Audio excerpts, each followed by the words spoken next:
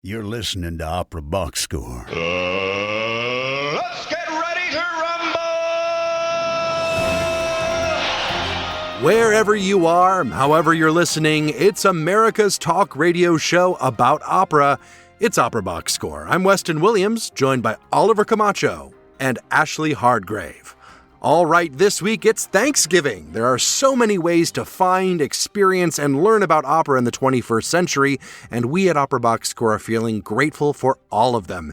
And hey, if you're feeling grateful for opera content, I can suggest at least one donation link on operaboxscore.com that you can use to prove it. Plus, in the 2-minute drill, protestors breached security at the Met, and a study shows that listening to opera at the gym can totally help you get sick gains, bro. Make sure you subscribe to our podcast on Spotify. Click follow. On Apple Podcasts, hit the plus sign. You can also stream episodes of OBS every Saturday at 10 a.m. Central at amplisssoundsradio.com. Email us your hot takes by writing to mailbag@operaboxscore.com or upload a voice memo using the You Got Something to Say tab on our website, operaboxscore.com. However you contribute, you'll get an OBS beer coaster, an OBS lapel pin, and a #1 OBS fan foam finger just for sharing your own hot take. Without further ado, Oliver Camacho, how are those sick gains coming?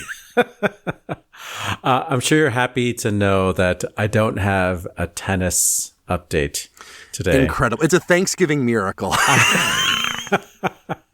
But this is our Friendsgiving episode, so we hope that all of you are, traveling safely or already have arrived safely and are hiding in your childhood bedroom from your family listening to this podcast until you absolutely must go out to join them, because it'd be very antisocial of you to not participate in the day. But yes, take this time with us to listen to a little bit of opera talk and to get ready for that family FaceTime. Oliver, it's so nice to be with you here. I'm grateful for you, and I'm grateful for our co-hosts who are not here with us in person, but with us in spirit. And we'll all talk some opera together. Chalk Talk on Opera Box Score. This year we're approaching our Friendsgiving episode a little bit different. I thought we might try to talk about ways that we access opera in the 21st century. I think about when I was coming up through this industry and, I had purchased these opera quarterly. They're like magazines, but they're like books, and they have all these scholarly articles. And I remember feeling like, oh my God, this is such a prized possession, having all of these, these articles in one place in a really nice form that I can put on my bookshelf and access them, and thinking that I would always want to read them, and collecting my opera news magazines and, eyeballing, the other opera industry magazines that were at Tower Records that I couldn't afford. But I just looked at them and I would like to have all of those. But I only bought opera news because I felt like that was the important one. That was the American one, And then I saw how little by little, all that media, print media especially, started to go away and move to blogs. And who blogs anymore? And seeing all of the physical media become purely digital. And yeah, I feel like I sort of lost, the feeling that something about opera was mine because I purchased it and because I really spent time with those materials to understand this industry, reading a book, Yeah, there's something about, waking up at 4 a.m. because you hear the town crier telling you all the viral sensations going on in town. That's what Oliver grew up with. Yeah, even my hometown opera company, Lyric Opera, used to send out a magazine to its subscribers. And well, I remember Atlanta Opera, actually, they would send out CDs previewing every opera season when I was a kid. I loved that. Lyric did that too. There was opera talks, basically, just sent out, prepare for the season by listening to this CD, So it's also different now, and you kids, will never understand how. But I thought that we would sort of celebrate today the ways that we can actually access this art form. And we've already talked about Counter Melody podcast, which I think is incredible. Our friend Daniel Gunzlach spent so much time curating that podcast and finding really, really rare recordings of singers that are usually the theme of the week. Sometimes he puts out 2 episodes a week. I don't know where he finds the time, but it's so thoughtfully done and it's so sincere. And I truly appreciate, there are some recordings I've heard on that podcast that I think I would never have a chance to hear because they're not part of any, public access. But I'm going to zag and talk about a person / content creator that many of you already know. I guess what is his real name? I've never actually looked up what his real name is, but he goes by Maestro Wenarto. He calls himself a singer. He is not formally trained, but there's plenty of videos of him singing opera, and they have a lot of spirit, a lot of joie de vivre. But I think we mostly know Maestro Wenarto for his social media sharing of premium content that I know we should be paying for, like stuff from Medici TV or stuff from, those streaming platforms that are pay to watch. I think he subscribes to all of them and he screenshots them and he shares them on Facebook and Instagram. And I honestly do not know how he gets away with it, but he's getting stuff that is so current, like stuff that, just was released, performances that happened maybe weeks ago, maybe a few months ago. He's sharing it. And I don't even have time to watch all the stuff that he puts out there, but so much of it is so good. And it makes me feel like, oh my God, I wish I could just spend all day watching these videos. And, they're not cataloged. There's no way you can search them. There's really no way to organize it. It just happens to fall into your feed. And suddenly you're watching a video of Hugh Montague-Rendell singing the Count from the recent production of the Marriage of Figaro. It's like, what is happening? And that's how you win Oliver's heart right there. Exactly. And he also puts historical videos up. And lately he's been into,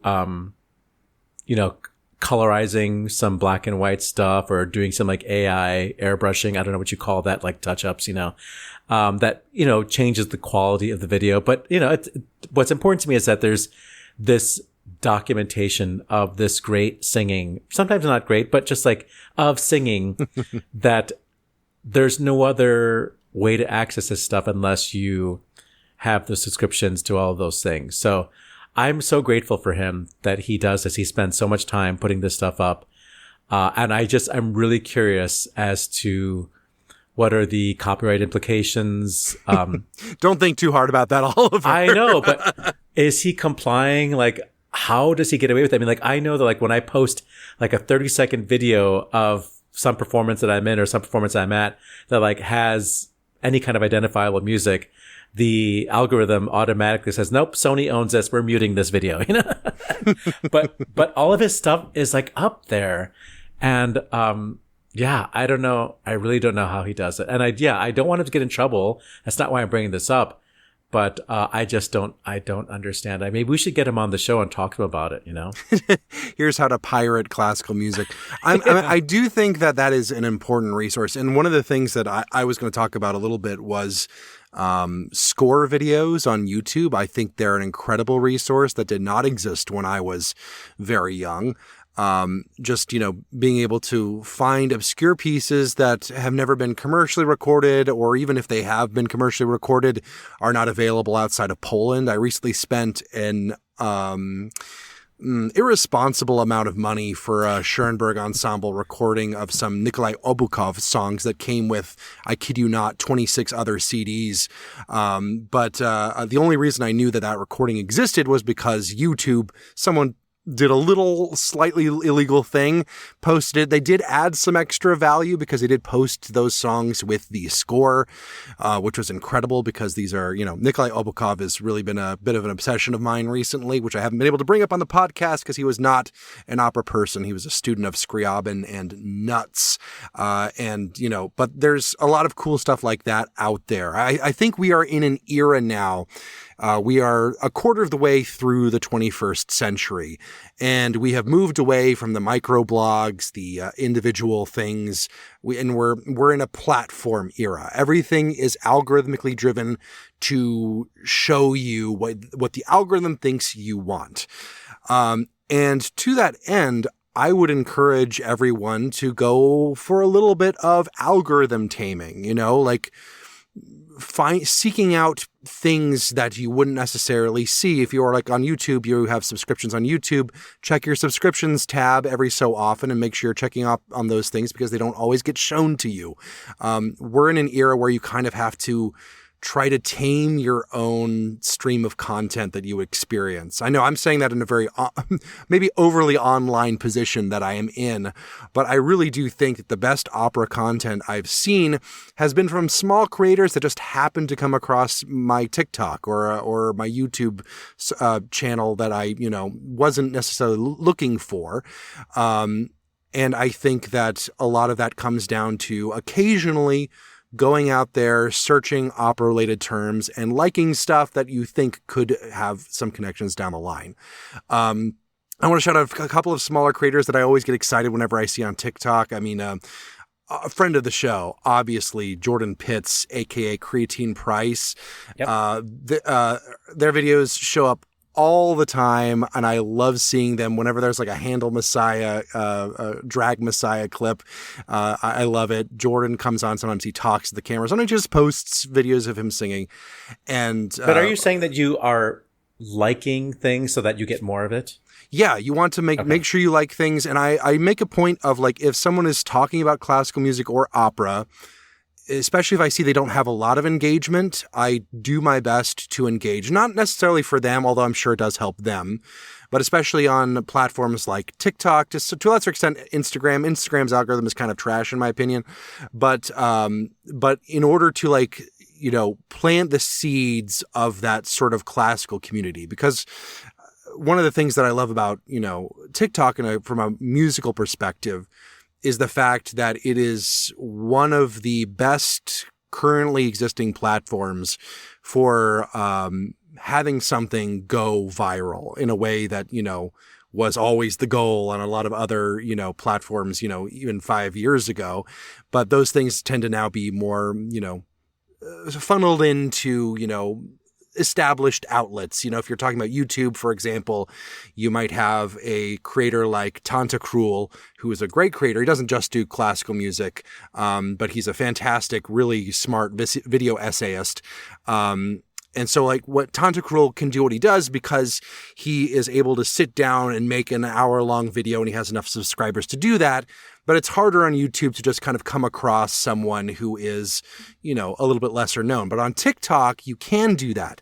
I love seeing smaller scale opera singers come across my feed.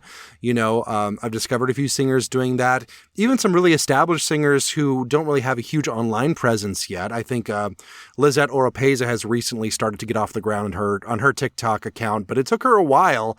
And, Lizette Oropeza, is one of the most exciting voices of our time, in my opinion. And it's really exciting to be part of the way that gets introduced to people just by being kind of, doom scrolling occasionally and making sure that I like, the videos when they come up. You can look in the comments and see people who have never experienced an operatic voice before talking about it and saying, whoa, I did not know you could sound like that. That's incredible. It happens all the time there. And I think that's what we're talking about. We're talking about the algorithm. We're talking about training the algorithm. There are, of course, established channels. I really like David Bruce, for example, occasionally does some opera content. He's a composer as well on YouTube. I really like meme pages, classical music meme pages, which might be a little bit millennial of me. I don't think that's necessarily something the real kids are are grabbing onto, but there's some good ones on Instagram that go in sort of a classical direction. The Second Mimeese School is one of them that is, of course, very appealing to me. There's also Medieval Music, which isn't really operatic because it's mostly medieval music, but I love that page. There's, I think it's maybe a little bit defunct now, but I used to be a follower of, what was it called? Art Music Memes for Wagner-hating teens, a classic, even though I am a secret Wagner lover, and if I told them that, they'd probably kick me out. I also want to shout out a couple of, YouTube channels as well that are a little bit more educational, a little bit more maybe harder to chomp into, but if you are at the level where you're listening to this podcast, I think you'll like them a lot. Classical Nerd is really good. He recently did an episode on Kaya Sarajevo, which is really fantastic. He does these deep dives on the music and lives of various composers. There's also Early Music Sources, which is more Oliver's field, but I'm going to take the suggestion, the recommendation anyway, where they do really good deep dives on early music. Just a little inside baseball for our audience. How this show is made. We're a very small team. The only person that you don't regularly hear on this show is our webmaster, but you actually hear him every now and then. But I provide the content for the webpage, and you just named so many things. So you're gonna have I'm too online. That's you're gonna have to make a little, I don't know, a web tree. What do you call it, a link tree for me? Or you're gonna have to pick 3 of the things you really want to share with the audience that are gonna go on the webpage, because there's no way we're gonna get all that up there. I mean, I think my advice is probably for TikTok, just find small creators, like them. You'll find the good stuff. If I had to whittle it down to 3 more established creators that I think you should be following, I'm going to say, I'll say it slowly, Oliver, so you can write them down. No, them down. I would say the Classical Nerd is one of them. David Bruce also on YouTube is another one. And Early Music Sources, or earlymusicsources.com. They have a whole website. I'm actually a Patreon supporter of theirs. Okay, so the David Bruce is on what platform? You said YouTube? YouTube. Those are all 3 YouTube selections. Okay, good. That's fine. Yeah. If they're all YouTube, that's easy. You're just going to put a link that says YouTube. YouTube.com. Go to YouTube.com. But I don't even know how you search in TikTok, because I don't have TikTok, so. There's I don't need to explain TikTok to you. Okay, that's fine. Yeah, don't. I was about to be open the app, find the search icon. I was hoping that it was going to get shut down in the US. I never would have to learn how to use it. So. Yeah, well, it's not happened yet, thank God. I mean, Instagram Reels, if you have Instagram, you have Instagram, so it's basically... I am on the gram. Yeah, I mean, you're getting all the good stuff about 4 months late and with a worse algorithm, but that's okay. Well, however you listen to opera content, as long as we're a part of it, that's what's important. And, at the end of the day, like I say, it's all about training the algorithm. Obviously, go outside every once in a while, touch some grass, which is some advice I should probably give myself. But while you are scrolling, just take some time, support some smaller creators with some likes, consider a Patreon, thing if they do that. But I think it's all about leading content to you and leading it to people in your circle who might not necessarily be in the operatic world. And along those lines, when you're listening to this show, make sure you leave us a review. Make sure you tell a friend about us. We have Ashley Hardgrave here with a pre-recorded sort of segment that she's grateful for has a lot more to do with the meat space. Hey, OBS listeners, Ashley here, and boy, have I missed you. Don't worry, I will be back. It's been quite the fall, I hear that we've been tasked with expressing some gratitude for some 21st century ways of accessing opera. And I love this. We have more ways to engage and enjoy than ever before, from social media for both companies and artists, more accessible recordings via YouTube and streaming services, including everyone's favorite Apple Classical, But something I'm incredibly grateful for is the recent willingness of American companies to embrace the power of contemporary collaboration and using these relationships to develop new audiences and stretch the idea of what this art form can be. I'm thinking of things like Opera Delaware's Opera Death Match, where a concert program of battling operatic foes go head-to-head via aria while being emceed by an actual boxing champion. Or Opera San Antonio's opening last season with the world's first ever mariachi opera, Cruzar la Cara de la Luna, engaging ensembles across the city from school-age children to professional ensembles in a city that is the hub of the U.S. mariachi movement. They're bringing in audiences and populations that might otherwise never engage with opera at all. And isn't that what we've been screaming about on this show for years, is development of new audiences? I want to highlight further this principle with a focus on our hometown event of recent weeks that, like it or not, is marketing genius that's going to turn an insane profit. The Night of Melancholy and Infinite Sadness at Lyric Opera of Chicago. The event itself is orchestrating several tracks from the groundbreaking Smashing Pumpkins album on the 30th anniversary of its release. They've reorchestrated it for soloists, Lyrics Orchestra, Lyrics Incredible Chorus, and of course, the hometown hero himself, Mr. Billy Corrigan. It's getting butts in seats, many of whom have never set foot in Lyric Opera House. And in this age of nostalgia for the refusing to grow up folks in their 30s, 40s, and 50s, I might be one of those, a night to hear Billy Corrigan do anything Smashing Pumpkins, we are all in.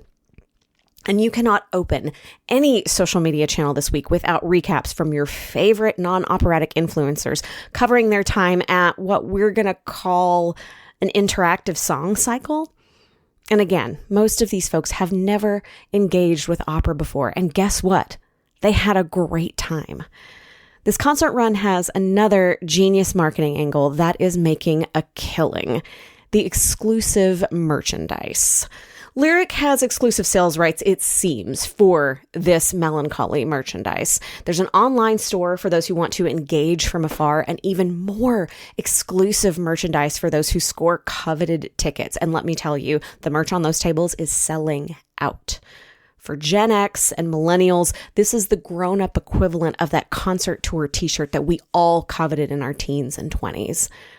The event and the merch is getting butts in seats, and the sales of a damn sweatshirt are going to subsidize a chunk of Lyric season next year. Mark my words. I may not get to go to the event itself, but I'm considering ponying up for one of those commemorative sweatshirts to go with my very well-worn copy of Melancholy, the CD from 1995. Now for my purists, no, we do not have to throw out the Puritani with the bathwater, but I am grateful for, and we should give credit to, the companies that are taking this risk, that are trying something fresh. Modern audiences are just that, and we are competing with couches for the most zero-sum commodity of attention. So innovation is cool, and most things are at least worth trying. Opera companies will do what we know as opera. I doubt Lyric will remove any further programming for a Dave Grohl retrospective. Although if they do want to do that, let's talk. But these editions not only stretch us and our world creatively, they broadcast to those who may not have ever seen themselves in these spaces. You are welcome here. And if these fresh ideas draw on an audience who might not otherwise ever come to the Opera House, and they like it so much that they just might come back, I'm all for it. And frankly, it does go back to Lyric's vision as stated on their own website.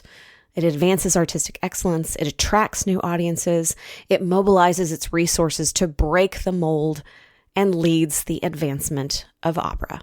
So I was at the prima, if we can call it a prima, of Melancholy and the Infinite Sadness at Lyric Opera last week. I was really delighted to see so many people in the theater, just like really in awe of the space. And they of course, they like decorated to be a little bit more, I guess, steampunk. I don't know how you want to describe the vibe. So, you know, people were just like this is not a video, but everybody's just like looking up at the ceilings and like taking pictures on the staircase. It's like, yeah, we forget, because we go there all the time, that it's a beautiful space. Yeah. And so people were clearly there for the first time, wanting to get in front of the step and repeat and have their picture taken. And on the mezzanine, they had set up a boutique of merchandise for Melancholy. You can get like posters and stuff like that. And people were sure enough in line to buy that stuff. There was actually a opening night party. I think you had to pay extra money to get access to that party, but a lot of people did. And I just heard that so many people flew in from all over the country to come see this thing. I don't want to criticize the show itself, because I want people to, if they're interested in seeing it, to come see it, get the experience for yourself. I will say that of the performers, the one who acquitted themselves, I think the best in this very hard to define genre, because it wasn't experience. Like, it wasn't quite rock. It wasn't quite alt. It wasn't quite opera. It was closer to Broadway. It was closer to like one of those. It's hard to explain. It's like if you ever watch PBS and every now and then they do like a review. It was like a Ken Burns documentary. No. It's more like just like orchestra on stage and, spotlights, lots of use of spotlights. And like a singer comes on as like an instrumental introduction is starting. And suddenly the spot comes on them and then they start singing and they like are walking across the stage in a beautiful, glittery gown. And it sounds like Broadway, I have to say. And then there's clear like climaxes where you're supposed to applaud, and like it's just very formulaic in a way.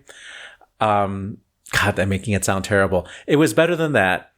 But the singer who I think did the best and used her voice in a way that felt true to the music and didn't sound like pretentious was Zoe Reams, mezzo-soprano Zoe Reams. So congratulations to her for figuring out how to do this thing. Billy Corgan also came out and sang a couple of songs himself. And he didn't try to sound like an opera singer. He just sang like Billy Corgan. And I felt like it worked really well. The other singers, I think, were, challenged by the event, by the occasion. And I wonder if they were coached into sounding more operatic than they really are. Because like they all had to be mic'd and they all have to sing into mics. And I think not all of us are trained into mic singing. And I think you do need to sort of hold back a little bit of your natural tone quality if you want to have your words, more easier to understand, especially words that are like, it's like a pop song or whatever, a rock song. Yeah. So, you get what I'm saying. I don't want to disparage any of the performers because I understand it probably was very challenging to figure out what should they do, how can they fit into this thing. And Zoe it was just such a natural at it. So congratulations to her. And ultimately the show was a real celebration of Chicago because the projections, which felt a lot like Metropolis, like that. The 1927 film? Yeah. I love that one. It was so artistically done. My friend says it was all AI, and he was so annoyed by how obvious it was AI, like all the mistakes that were up there. But I think most people who don't know as much as you do about, clocking AI art. Most people Oliver's age wouldn't notice.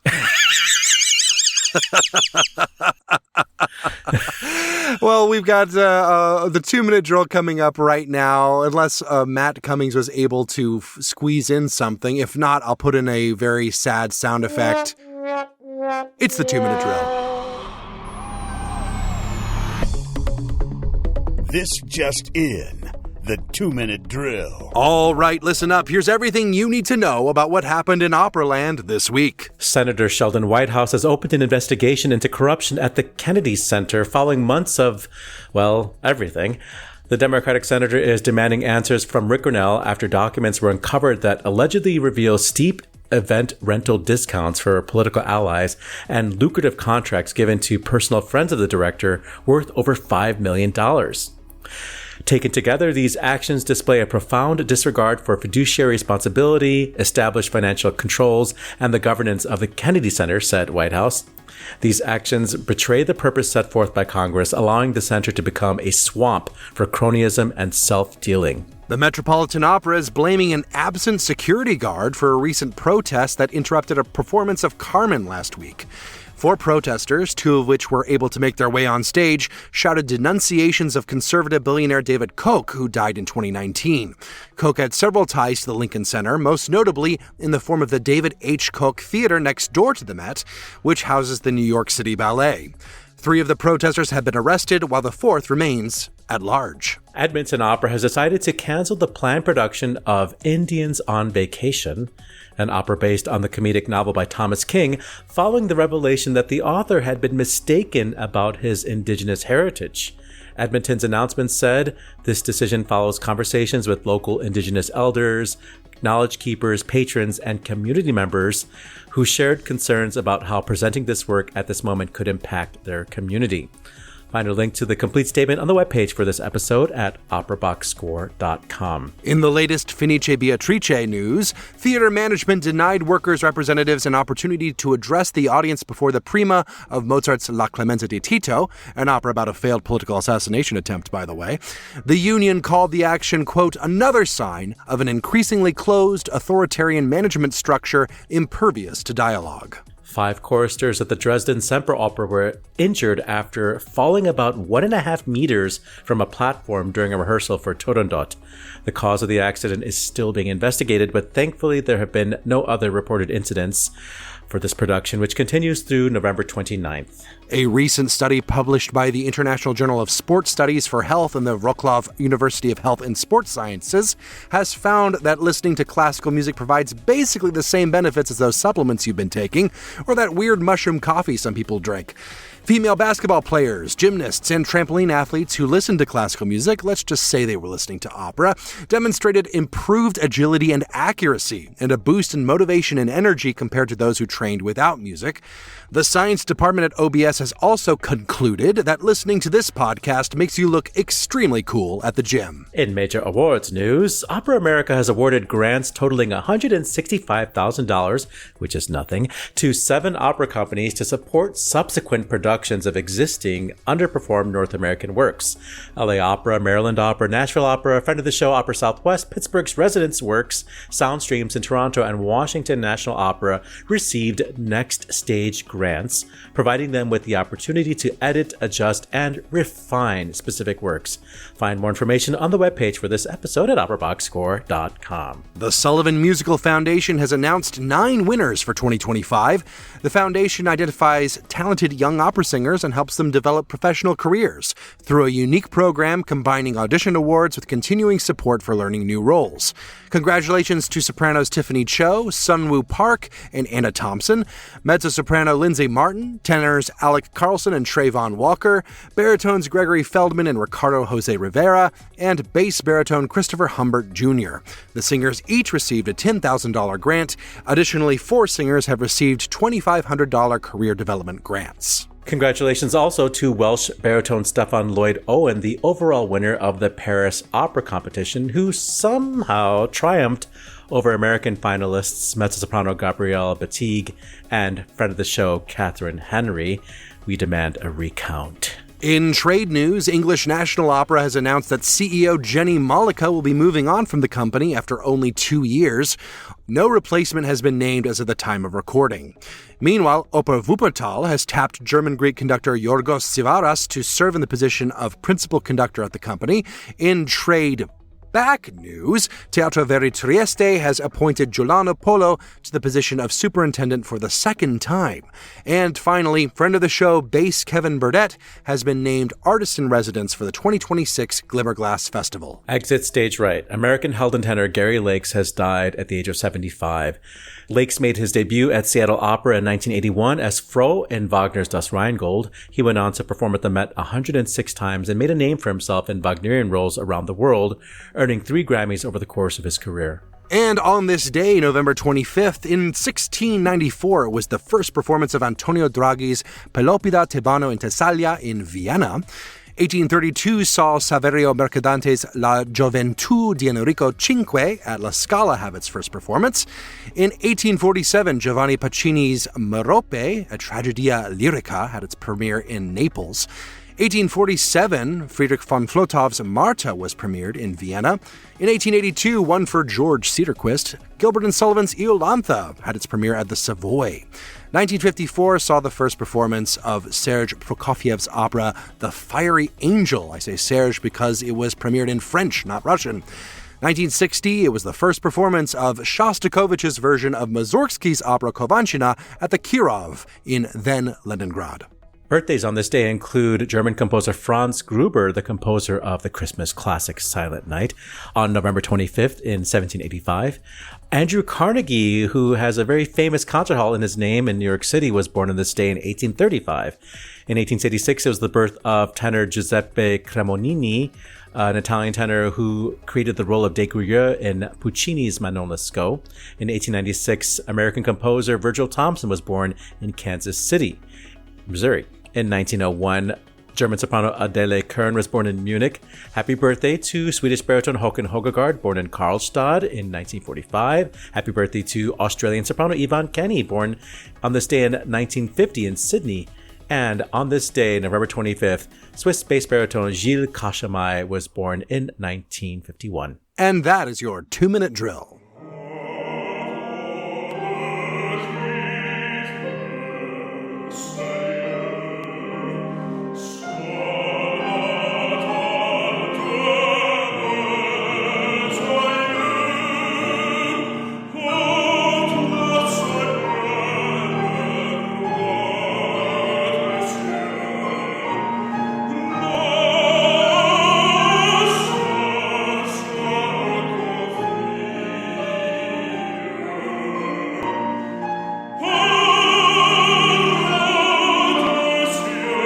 So that's what Stefan Lloyd Owen sounds like at the piano with pianist Pablo Salido Pulido from the Zurich Opera Studio. A little bit of Valentin's aria from Faust. I mean, it's a good voice. And yeah, that video was made maybe a year, maybe 2 years ago. So who knows? Maybe he's gotten even better. I'm not trying to disparage Stefan. We're very happy for him, but I was really pulling for friend of the show, Catherine Henry, who, if you haven't heard her yet, you will. She is going to be a star. The Paris Opera competition is going to feel so foolish that they did not award her when they had a chance to attach their wagon to her star. Well, you talk about not trying to disparage things, but I think we can disparage maybe Rick Grinnell. That sounds like a fun thing to do. Is there justice happening at Kennedy Center, Oliver? I mean, Sheldon Whitehouse, I don't know what type of legislation he's going to, or investigation he's be able to get through when the Democrats have no control over anything in Congress. So yeah, maybe he will create some, some bill that needs to be investigated. But honestly, until we get to another administration, I doubt it's going to go anywhere.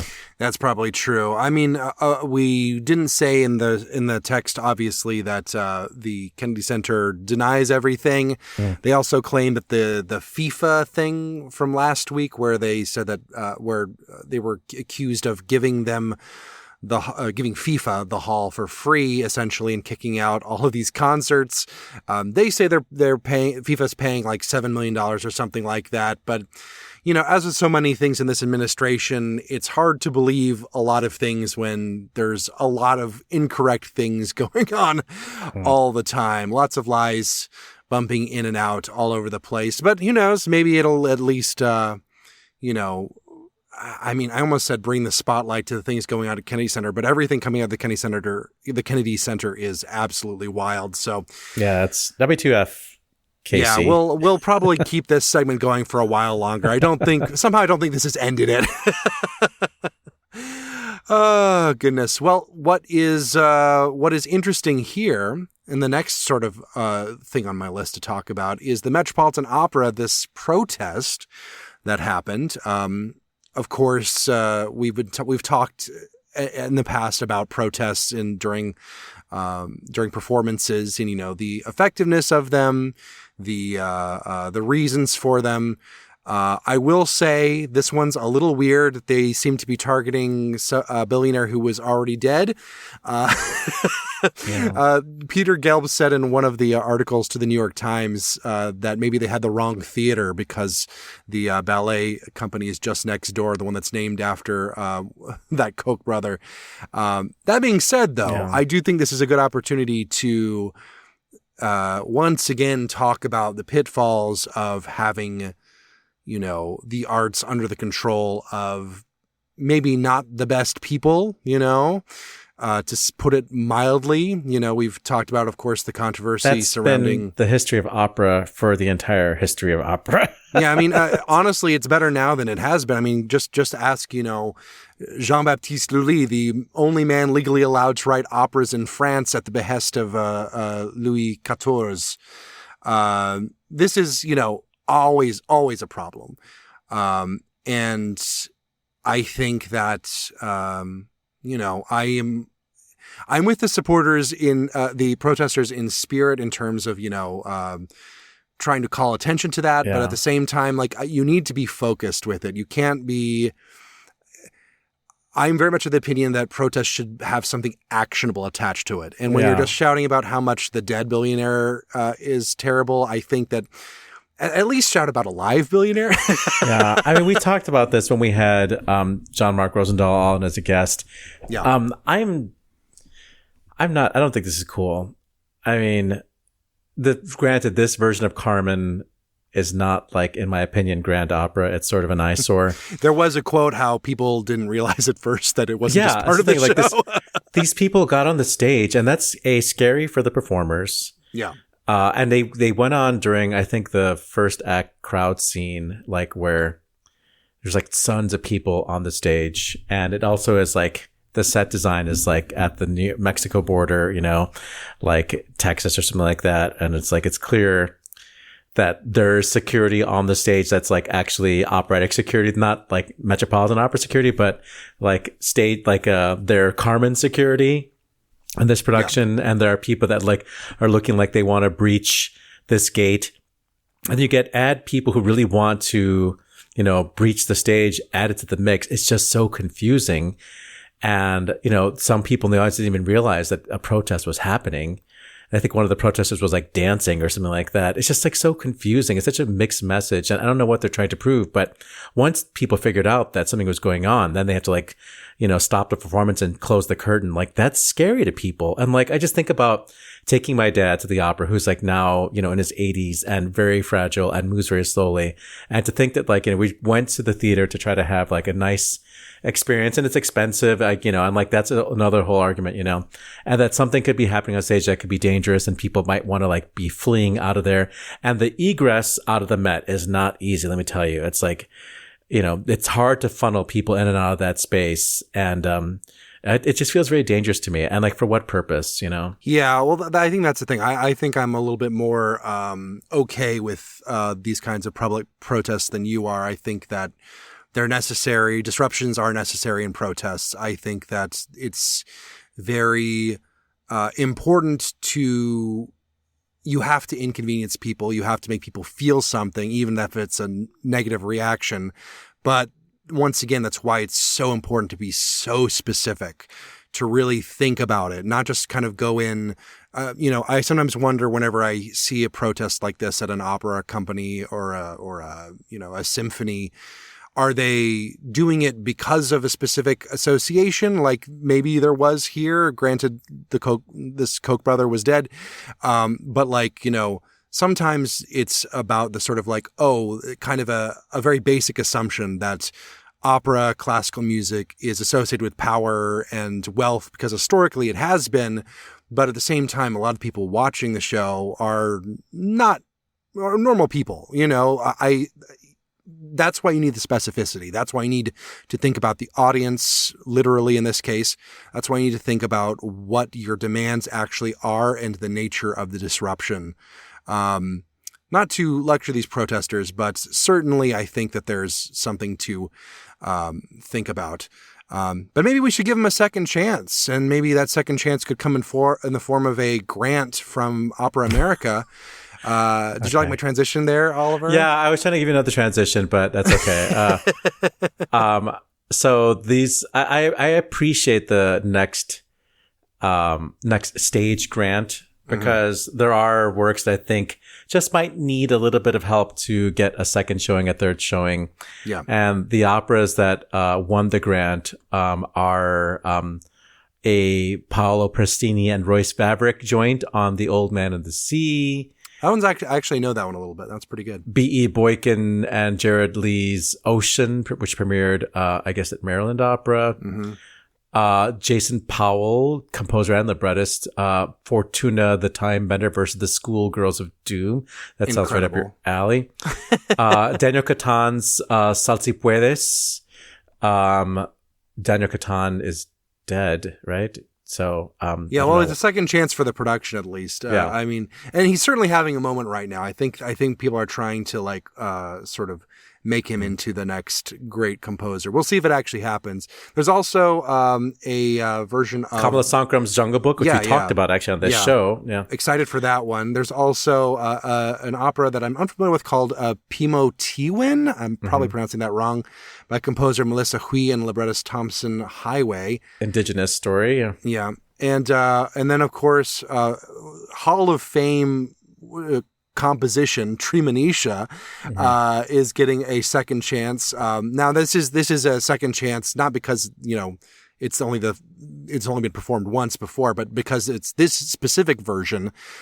This is the version that was sort of redone by composer and librettist, composer Damian Sneed and playwright Kyle Bass, who I don't believe are the same ones that we talked about when they came to the Harris Theater earlier this year. Jesse Montgomery was one of the composers on that one. Yeah, I wish I could remember the full list of works, but this is a different one. So it's nice that there are a bunch of Treemonisha versions bouncing around, because I do love that piece, and it's one that kind of cries out for new versions. I mean, I love this whole idea because, we talk a lot about new works and how important they are, and they 100% are.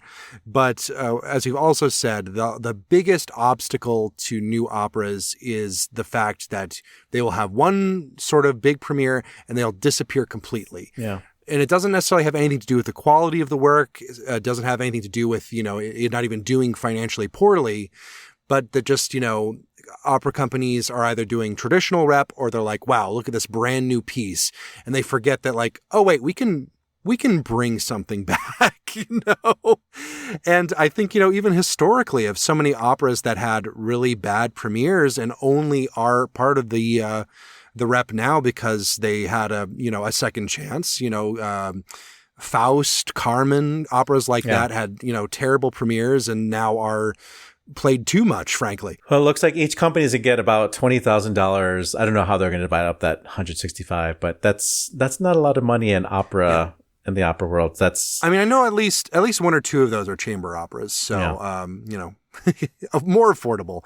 Yeah. But I like the idea in theory, and hopefully in practice, it's just as good an idea. We talked really quickly, since we mentioned Indigenous, about this really embarrassing story. Edmonton Opera was set to put on this show with a story based on a book by a supposedly Indigenous author who, it was recently revealed that he was mistaken about his Indigenous heritage. He has no Cherokee ancestry, as he had claimed for decades. A so-called pretendian controversy. That's embarrassing.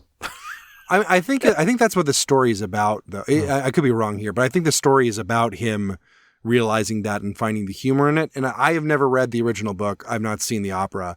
But that being said, I do think that it's really nice to see a company consulting with Indigenous people, taking in the input and saying, you know what, we're just going to leave this one alone. We're going to pull it. Yeah. I think that's really admirable. And I think that, historically, not even historically, recently even, you'll see, a lot of, protests from marginalized folks being completely ignored because they're like, oh, you don't matter to us. We're the opera. Yeah, our company's doubling down. It's like, well, yeah, we know it's wrong, but we're going to go with it because it's on the schedule already. So. Yeah. Whether or not the piece itself is salvageable, I think is a separate question. I think that might be a question to look at down the line, maybe with more Indigenous people involved in the production process. Yeah. Well, this ought to make you happy. They're offering full refund, or they can exchange their ticket to see Siegfried in 2026. So honestly, that's a bargain. I mean, nothing problematic about Siegfried whatsoever.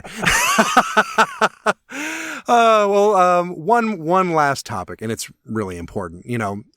Obviously this is an audio medium, but I think I should tell the listeners the truth about us, Oliver, and that's that we are both incredibly ripped, really veiny, just glistening at all times.